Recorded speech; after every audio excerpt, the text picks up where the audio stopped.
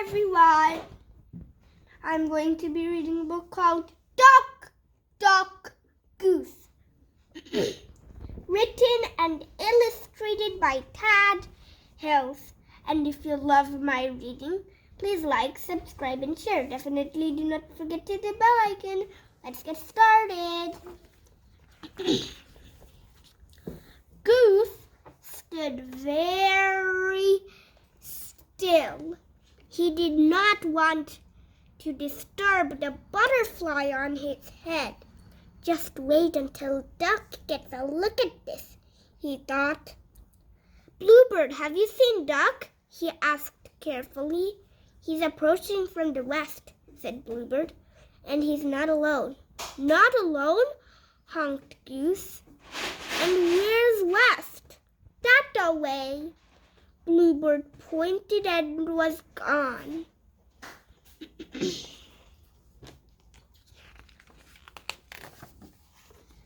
Just wait until Goose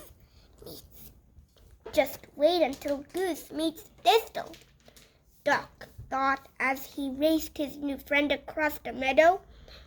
Along the way, he shouted out all his and Goose's favorite spots.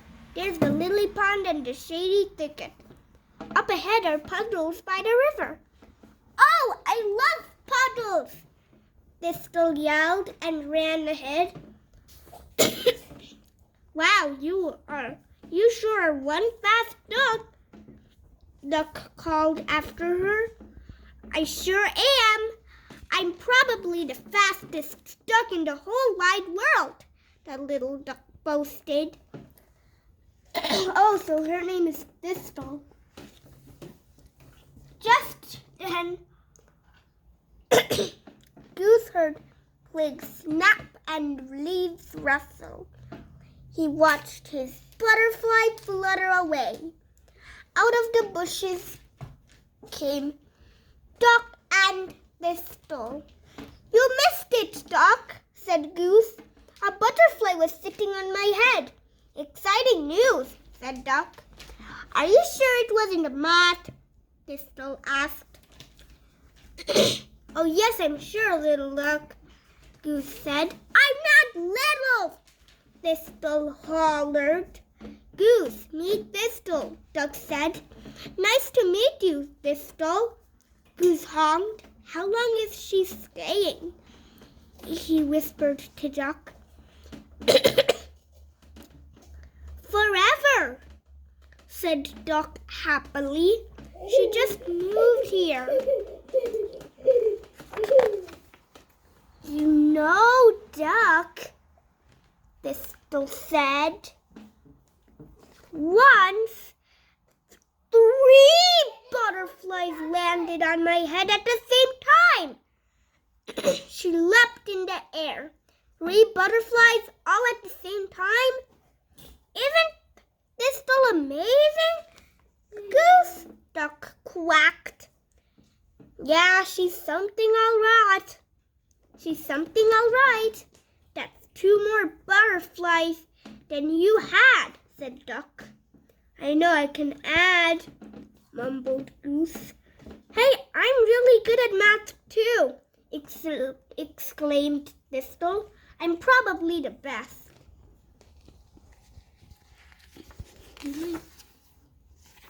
For example, what's 4 plus 9?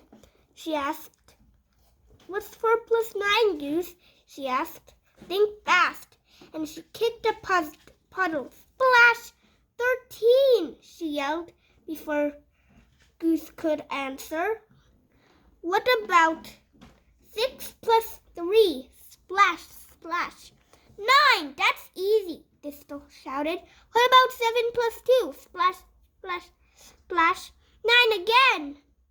Of course, Thistle screamed, 9, 9, 9, 9.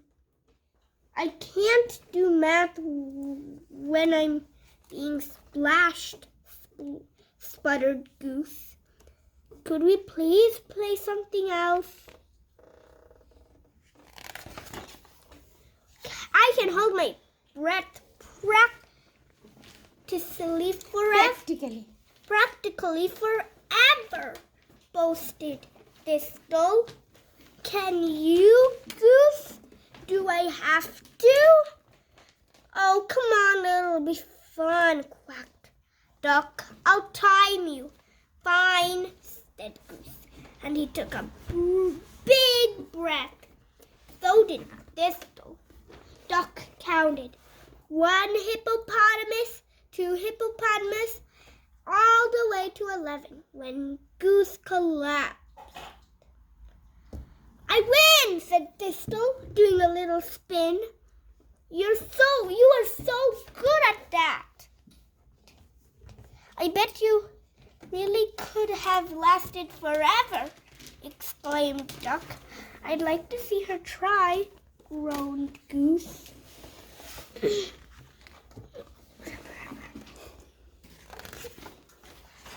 So what else do you do around here for fun? Quacked Thistle. Duck looked at Goose. We play, he said. I bet I'll win. Quacked Thistle.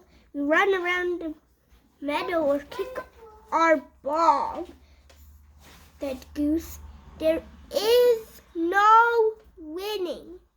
Then why bother, said Thistle. Last one to the top of the hill is a rotten egg, and off she ran. Well, I guess I'm the rotten egg, Goose said. Come on, Goose, Duck yelled. Let's see how fast Thistle can run downhill. Can't we just watch the clouds instead? Honked Goose. But Thistle and Duck were too far ahead to hear him. At the bottom of the hill, Goose moaned. Can't we just stand on our heads? Thistle interrupted. Oh, of course. But first, let's have who can hop on one foot the longest match, or walk across a log challenge, a balance a stick on your head contest, and a jump over a bush race. When it was time to stand on their heads, Goose had enough.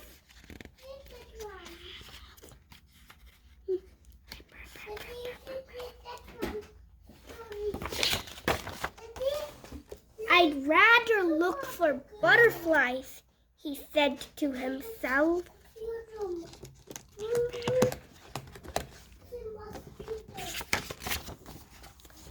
On your marks, get set, Thistle quacked. Ready, Goose? But Goose was nowhere in sight. Time me, okay, Duck? Said Thistle. Duck sighed. Sure. 1 hippopotamus. Did Goose say he was going? 2 hippopotamus. Do you think he'll come back? 3 hippopotamus. Should we go look for him? Who? Squawked Thistle. Goose! Squawked Duck. Oh, that guy was going to lose anyway. Now let's see if I can beat my personal record. Keep counting. What is your record, Thistle?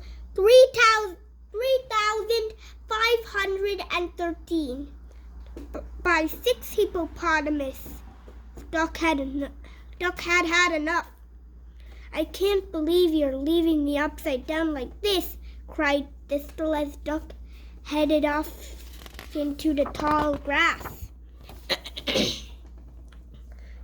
Duck looked for Goose in all their favorite places, but the lily pond was empty. The shady thicket was dark and quiet, and the riverbank felt lonely. Duck called out to his friend, Goose! But his cry was muffled by the whir of the wind and the gurgle of the river.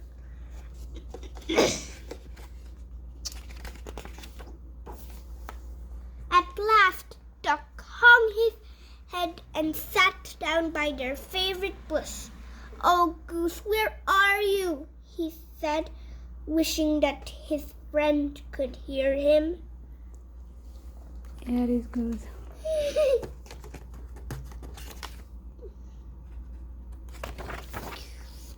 From behind the bush came a familiar honk. "Goose?" Duck called out. "Duck!" answered Goose. "Goose, where have you been?" Goose sighed. "I don't like to stand on my head." "No," said Duck.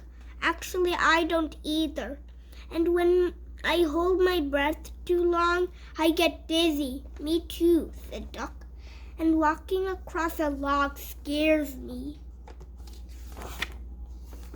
Duck looked at Goose. "I thought you did a great job, but Thistle won every time," Goose said. "She's very talented." Duck nodded. "I think she's had lots of practice. You know," said Goose, "hopping on one foot is fun for a while, but sometimes I like to sit and smell the flowers, or listen to the river," Duck added, "or feel a warm breeze," said Goose, "or look for butterflies," quacked Duck, "or even kick the ball around the meadow," honked Goose. "Hey, good idea," agreed Duck.